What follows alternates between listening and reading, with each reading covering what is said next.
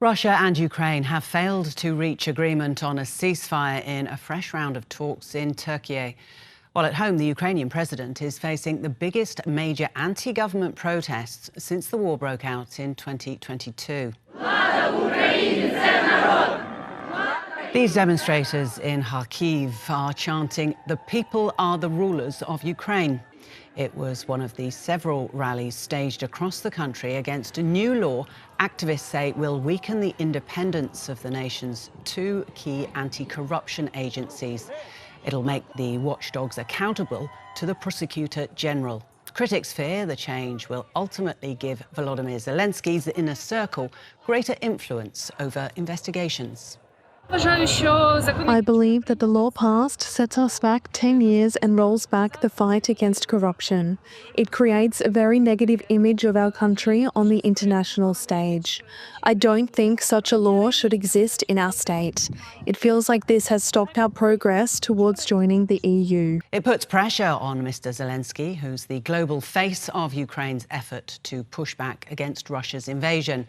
He maintains the new law clears out Russian influence from fighting corruption, but he has acknowledged the community's anger. We agreed that the heads of these institutions will jointly propose an action plan, a plan of concrete steps that can strengthen the rule of law in Ukraine. Of course, everyone has heard what people are saying these days, what they are saying on social media, to each other, on the streets. It's not falling on deaf ears. We've analysed all the concerns, all the aspects of what needs to be changed and what needs to be stepped up. These domestic concerns are an unwelcome distraction for the administration at a critical juncture in the war. Delegations from Russia and Ukraine have met in Istanbul for their third round of talks. The meeting lasted for just 40 minutes with no major breakthroughs. Ukraine has suggested a meeting take place between Volodymyr Zelenskyy and Vladimir Putin by the end of next month. We propose to the Russian side to hold such a meeting of leaders until the end of August.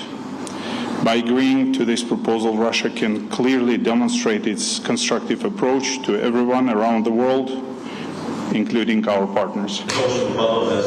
In order for such a meeting to take place, it is necessary to work out the terms of the agreement in advance, to understand what to discuss at this meeting, and in fact, it is necessary not to discuss the agreement, but to put a period, to sign. You know, as we say, the end crowns the work. A meeting, in order to discuss all this from scratch again, makes no sense. Russian soldiers have boarded buses at an undisclosed location in Belarus during the transfer of a new group of prisoners from Ukraine. Ukrainians have also welcomed home scores of detainees, with both sides agreeing to exchange at least 1,200 more prisoners each.